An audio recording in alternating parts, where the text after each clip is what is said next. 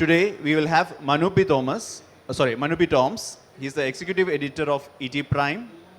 We have Mr. Darling Jaws Hector. He's a senior journalist and editor.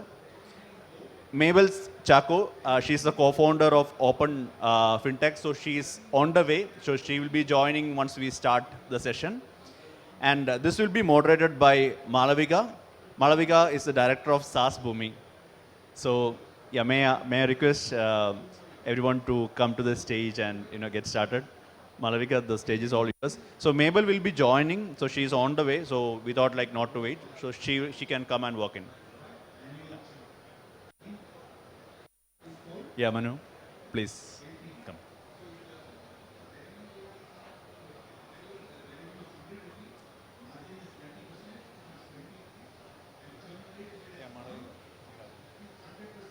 So I pass the mic to them. No, there is one more mic. Okay. They can transfer the video. Okay, perfect.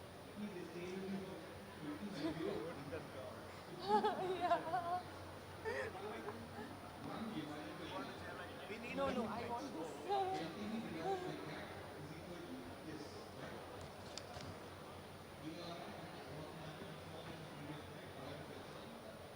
Hello. Hello. Hi. It's so good to be back here after so many years. I think the first time I came here was when Kerala Startup Mission was just starting, and it's so good to see so many people here. And now I'm no longer a journalist, so I can ask questions for you. I'm guessing that most of you are founders here. Show of hands. Very, yeah, cool. So here we have like two really good journalists with us. So I haven't worked with them, but I've seen their work and they're really good. So I'm going to ask some questions on behalf of you. And if you have anything particular that you would like me to ask, just raise your hands and I'll be happy to do that. So let's start with the elephant in the room. So if I were a startup founder, tell me, how do I get featured on ET? Thank you, Malavika. So that's a great introduction. I need to live up to that introduction. That's a huge task.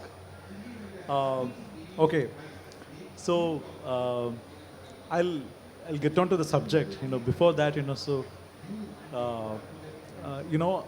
it's good good to see all of you.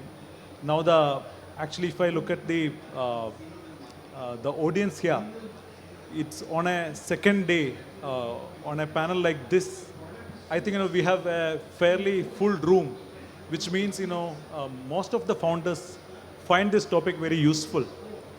Now we'll come to when I come to the topic. See, there are different ways to look at the startup story. My belief is this: best stories are organically born and spontaneously told. So therefore, one does not really pursue story. Your work should, maybe it's an old school philosophy, your work should do the talking. So I think one should reach a level where there is so much there in your work that do the talking itself.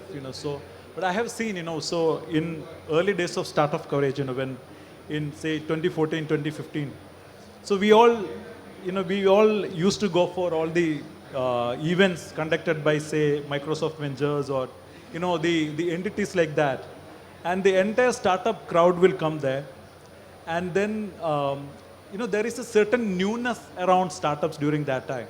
20-something kids fresh out of college building something, that in itself is very fascinating, and people found that in itself as a very interesting stories to be told. So that was the situation then. So I used to joke with my friends, so you can go for all these conferences, as far as founders are concerned, even if you get a funding, you will get a nice headline. So that was the situation there. But now I think, the scenario has changed. And especially when startups have proliferated, funding has come, I think the entire ecosystem has assumed more complexity. So now I think mere founding a startup or having some level of progress wouldn't get you a story. See, if it's just a story, I think if it's just a headline to have a visibility, you will still need some interesting things to talk about. So when I was in my previous publication, when I was with working with News Corp VC Circle, so we used to see that we had this problem. Everywhere there are startup stories, and every founder is chasing media for a publication, for some, we are doing this, and of course, it's whatever they are doing is very great. It's very personally dear to them. Their story is very intimate to them, but journalists have limitation in terms of covering them. So how do you pick and choose? Then we had actually made some filtration. So one, you should be funded, because we as journalists, we are completely external people. We have only met you then. We may have spent maybe an hour talking to you. That is not enough for us to probably say that, okay, you are worthy enough to be written about. So funding is a kind of a validation that there are this competent external investors, so who have this money, who have this expertise in evaluating your startup, and they backed you. They wrote a check on you. They took a bet on you, which means that there is something about you. So I think that is the first filtration that we used to have when it comes to a startup. So then there are many other things, like say you get a fabulous contract, or so. And in some cases, it is the other way. Without even you going and asking journalists for a story, sometimes people will chase you. For instance, in Bangalore, Nammayatri, so they completely appended the mobility scenario at a bottom of the pyramid level with the three-wheeler app. There is zero commission. And the customers love it because they get immediate access to rickshaw, and rickshaw operators love it because there is no commission being charged. So, and it really took off, and it really sort of carved a niche in that particular sector. So in the process now, I think journalists are chasing that company because it's such a good story to talk about. I think I would actually stop here. In the next round, maybe we'll talk more about that. What about you, Darlington? What are the filters that you use while you pick your startup stories? Okay, I'll come to that point. I probably will have to do this in a slightly roundabout fashion. See, I've been in the industry for about now 27 years. Obviously, with the legacy players like Times of India, Indian Express, etc. in the initial phase. And the last 7-8 years with the new age media companies like Money Control, Your Story, and now HT Mint, etc. There is a distinct difference in the way you should be chasing legacy players versus the new age startups, new age media companies. These are two different ways of handling it, right? The legacy players, like the print publications, magazines, will not be covering you till a point you reach somewhere of critical mass. You got to be reaching critical mass for legacy players to start covering you, okay? So there is no real merit in waiting for such a long time for legacy players like the print publications to start covering you.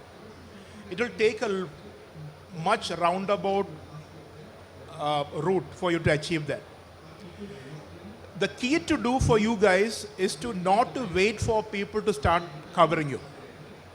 You got to be making use of your LinkedIn handles, your Instagram handles. Create a brand for yourself as early as possible. Okay? Sometimes you should start doing that even before you raise a fund. Okay? The thing is, everybody likes a relatable hero. Okay? It's not enough to be a hero. It is definitely desirable to be a relatable hero, right? Now, Mabel is here. In fact, last year for Money Control, I did an extensive piece on Anish Achudan, who is the co-founder at Open. It was one of the most read stories on Money Control last year because of two things he told me. And that's why what I mean by relatable hero. Now, Anish is not somebody who completed his formal education. Anish, who is the co-founder at Open, is somebody who dropped out of high school. Okay? And he spent his initial years of starting up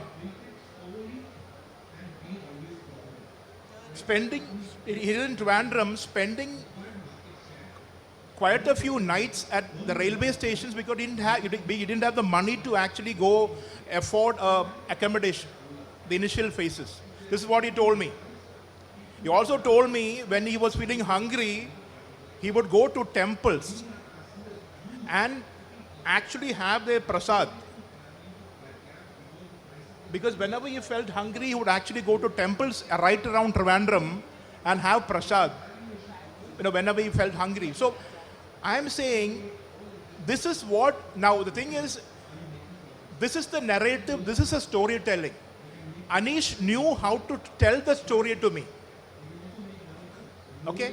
So whoever you are, whatever product you're working on, you need to have a narrative, you need to have a story you have a story to tell. And I'm sure everybody, each of you has a story to relate to. And convey that with all honesty and passion to the reporter, journalist concerned. It works. If it doesn't work initially, it will eventually work. Okay? So look for a relatable hero position. Now, don't wait for people to say. The thing is, if you keep asking journalists, can you cover me, it doesn't happen. Okay, today I'll give you two examples. Of course, these are not starter companies. Meesho, early this month, on their LinkedIn, they put out something like, we're going to shut the company for 9 days for Navratri, and nobody has to work for 9 days.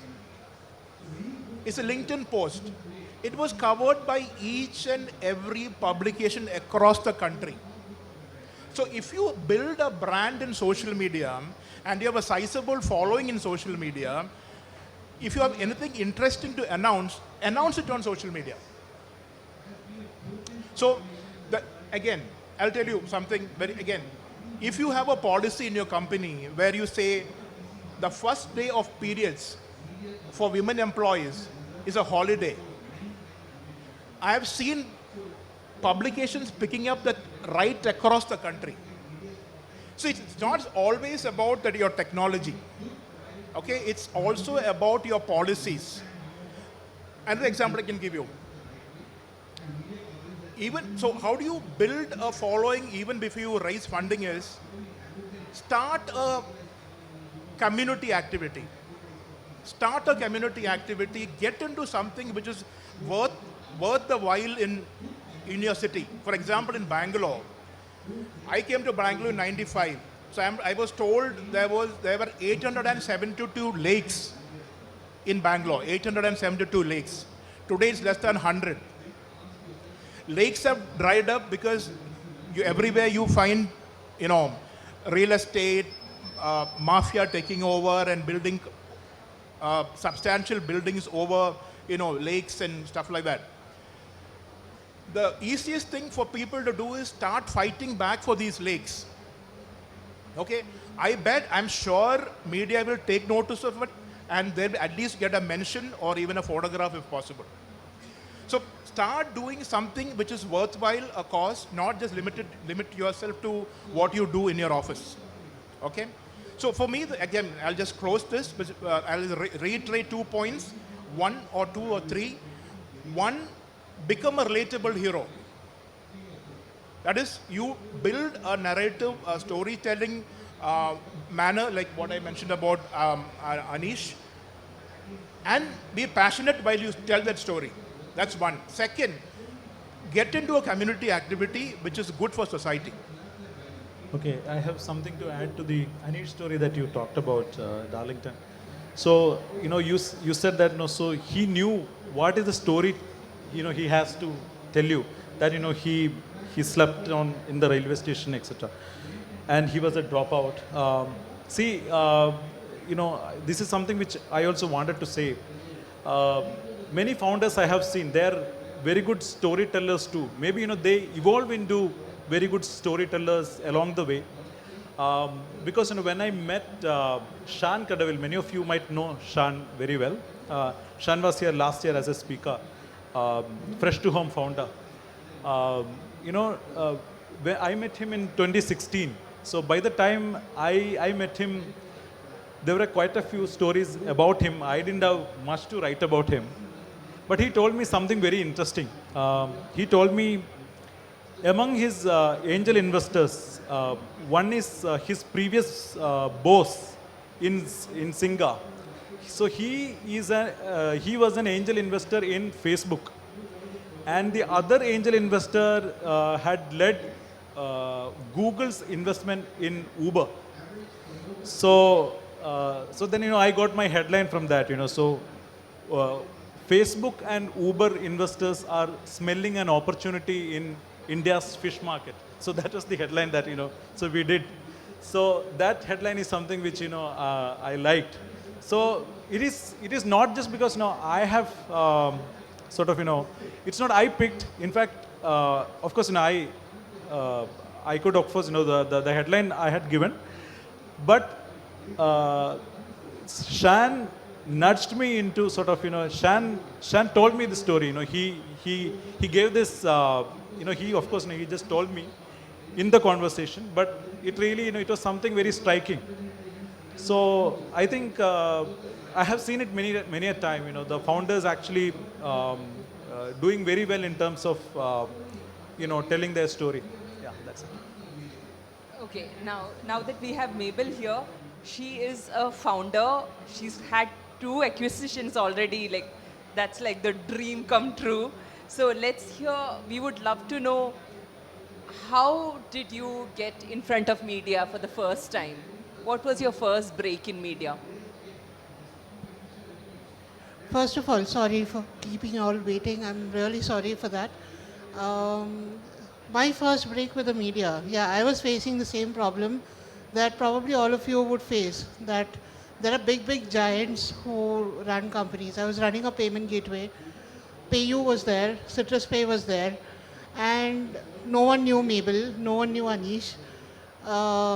And why would any journalist pick up a story about us?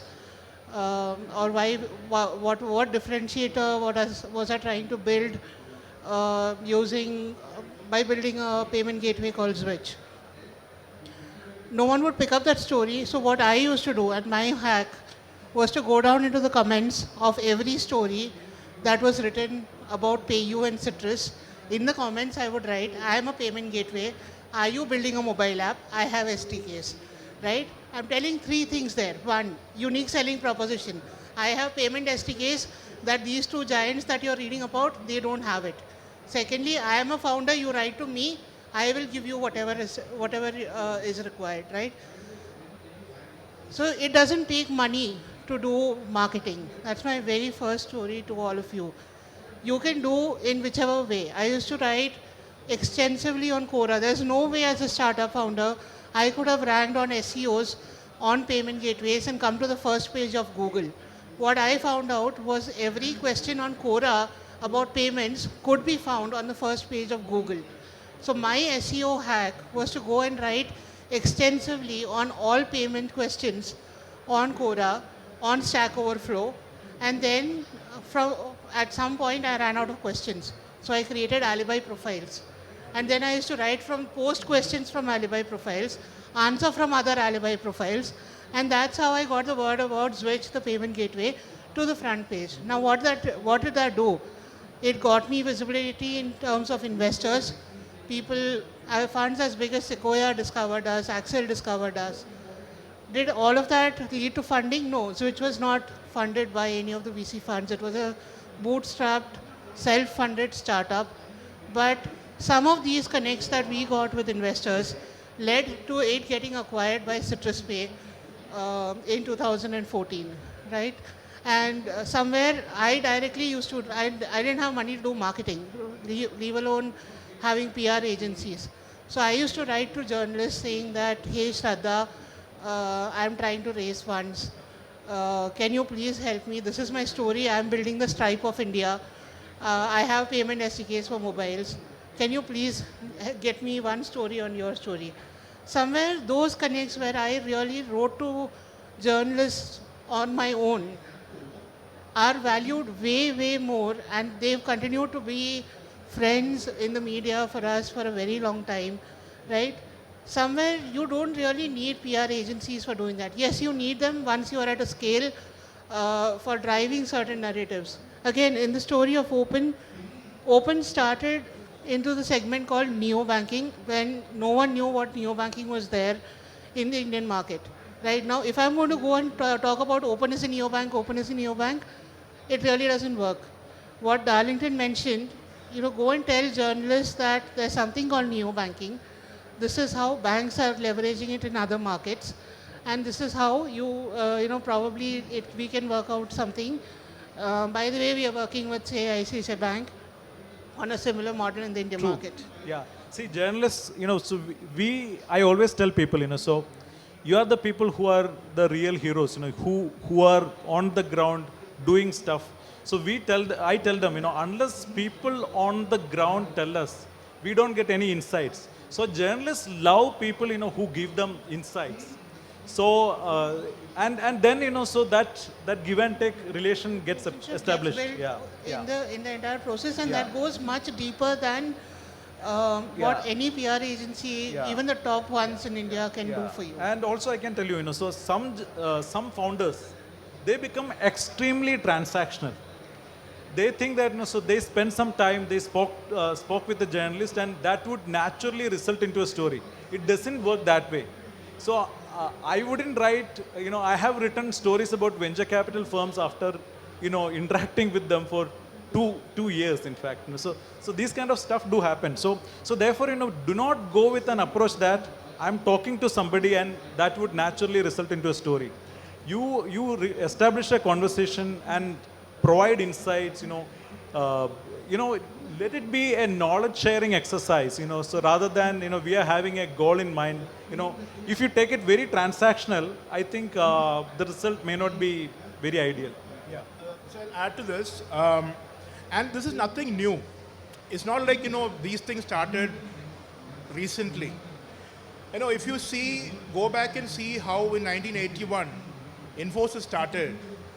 I mean, there's no better example of a company which thoroughly used media over 25 years to build the brand. When I say used in a positive way. So how do you can actually go back and see how they build that story. Even today, you will find mentions about how Sudhamurthy gave $250 to, Murthy to start the company. And even today, I find journalists quoting that story. So which is a 25, it happened 40 years ago, right? And even now people are doing it. So that's the power of you creating a narrative, right? So it's nothing new. You have to just go back and see how brands were built in the 80s, in the 90s, in the West. How were some of these big companies in the Bay Area were built? How was Apple built? Look at the power of one person like Steve Jobs. Of course, it's Steve Jobs, I understand. But it's the founder's personality is extremely important. It's extremely important. So the personality of the founder should reflect on the brand. And that's where it's important not to be a Bharat.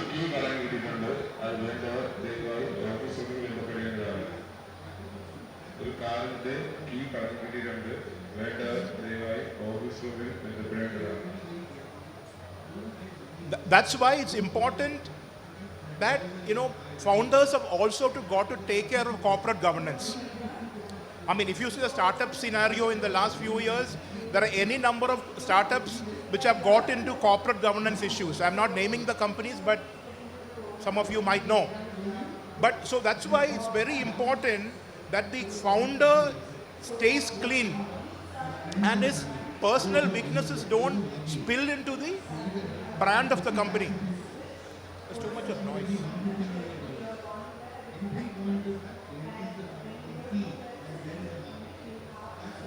Right? So, you know, it's very important that you take care of your personal brand as well. Now, what Manu was talking about was for founders who have already made it to a certain level. I'm assuming many of the people in this room are founders who are just starting out, or maybe in the first 3 or 5 years. For you, I think getting into economic times need not be the first thing that, or getting into mint or getting into money control need not be the first thing that you should be aspiring for. I think what you should be aspiring for is to create a core set of values. Establish a core set of values for the brand, for the company, and identify those things and then start building an image around that. Okay? So that's something what Ashok Soota, Subrata Bakchi, I mean, all of these people, Asim Premji, all of them have done that over the years, is to identify core values of your organization, make sure that that gets reflected, and media will pick it up. Media, see, the thing with media is that, what are they looking for? They are looking for stories and narratives that the readers will be interested in. The moment you see, it's simple, it's like this. If you are a director of the movie, you should be making a movie which you yourself would be wanting to see on screen. Just like that, if you want a story out in a particular publication, just think, what is it that you would like to read about your own company or some other company? Just think about that and form your core values around that. So, Mabel, again back to you. As a founder, like, you can, there would be some pitfalls that founders should avoid, I'm guessing. What are some of them? Can you give a few examples? One big pitfall is not talking about your brand. See, most of us, as entrepreneurs, we go through a lot of self-doubt. We are always second-guessing our decisions as to what we are doing is right or not. And most founders I speak to are, very hesitant to come into the media, to come into the limelight. They think, let me grow a little bit and then probably do things. Because what if I fold up? What if I fail? Right? What if I do something wrong? Then the same Natgar in the Parem. Like, those who are Malayalis will understand that. Natgar in the Parem. Like, what will people tell? My 2 cents to that is, you do a startup for like 7-10 years, probably. If people don't know you exist, then when will they know you exist? Right? So, make some noise. Do marketing. It doesn't have to always cost you money. It is about building good relations, having the right narrative, knowing what to speak about. It's not always about your product. It could be probably you have a biker club, right? And in your team, and you guys are going on a bike. That's a novel story, right? If there is a startup cricket league or a football league, you guys go and participate there.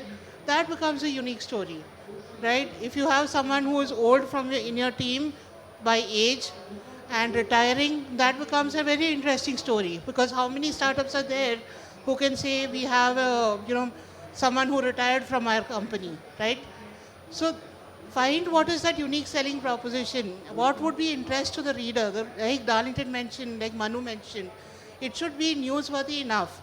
And it's not always about you being a fintech company or a health tech company. It could be about something you're doing a little out of the way. But don't shy away. Don't let that self-doubt come and, bother you, saying that, oh, what if I, come out with this big story and all of that, and then in the end I fold up, what will happen? The same people will come and beat me up. People will always be there to beat you up. Whether you do good or bad doesn't matter, right? But let that not be the reason for not telling your story, for not blowing your trumpet. And on that. I'll also build on what I think Manu touched upon, not being transactional, because some of you are going to become big entrepreneurs. In the coming years. So the thing is, there will be reporters who would have done the story 5 years back and helped you build a brand. It's good to be in touch with them. It's good to be in touch with them. I'm just saying that, it just helps the ecosystem in a much better fashion. So, as you grow bigger, just keep aside some time for journalists who helped you in the early part of your... Yes. career. Journalists always crib in. I have heard, like saying that, see, he was talking when he was actually small. Now he's not accessible. He's acting big. And, I have heard this conversation a while back. There was this founder who is, of course, was like very prominent in the entire Indian startup ecosystem at that point in time. So one journalist, went to him and asked, hey, nowadays you are not, picking calls, you are not talking. And then he gave a sarcastic response. He said, over time, I became an introvert. That's what, his response was. That is very sarcastic, and that's actually not true. So, but I'm saying, that's what, journalists actually, one of the things maybe, I completely agree with what Darlington said, I think there is some value in actually keeping in touch. Of course, I understand you get busier over years, but still, I think some amount of conversation still going, that's actually a good thing. So coming back to the topic on, okay, the other one I want to say, I would give maybe, some tactical points on what actually gets you to the newspaper. Mabel had just mentioned. One, of course, the funding bit. And then again, even if the funding amount is small, if there is an interesting person funded you, something like someone like Mohandas Pai. I'm just giving you an example. Basically, they use the big names, of course, make big news. So that's the other one. If that's not there, then if there is somebody like from a Flipkart or from a former Silicon Valley CXO is joining on your advisory board, that's again, so these kind of things actually get you some headlines generally. Not necessarily in economic times or the papers or leading economic papers, but even in some there are actually we have a wide variety of startup media basically, like so a headline would not be that difficult, so in that case, yeah. So I'll add to that maybe. The classic case is Ratan Tata. Ratan Tata has actually invested in. When I say invested, these are very small amounts. Sometimes I don't even know whether there's an amount invested, maybe a very, very small amount. But the fact that the media can call you a Ratan Tata backed company gets you immense mileage, right?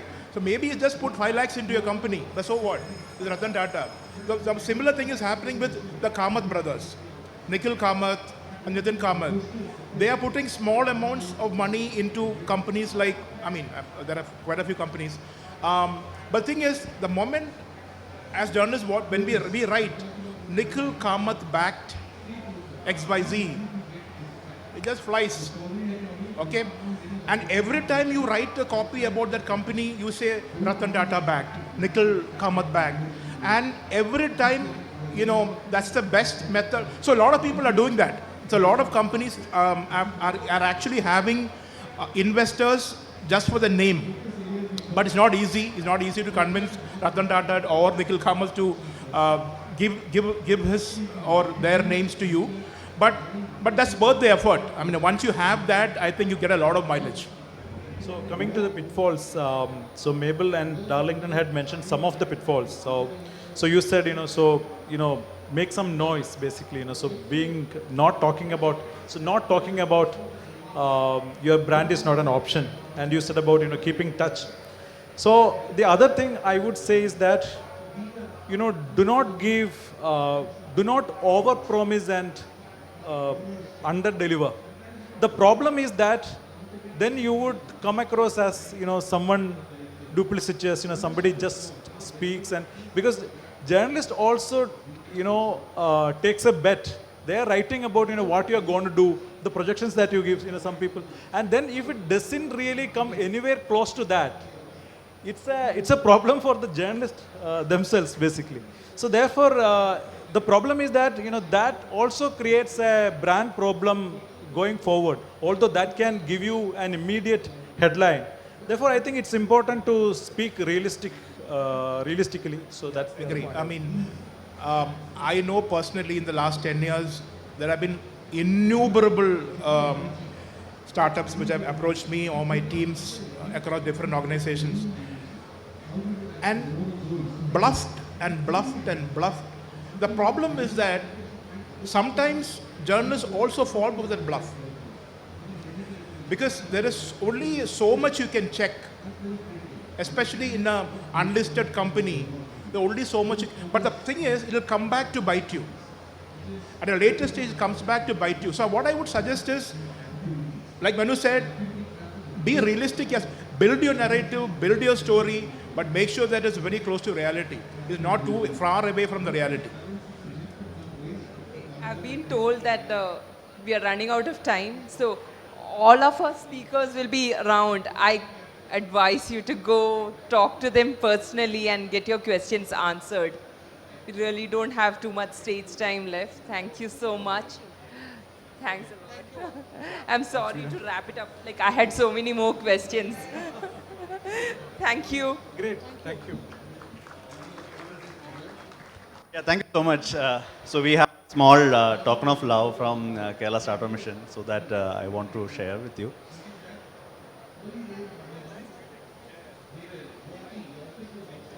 Yeah.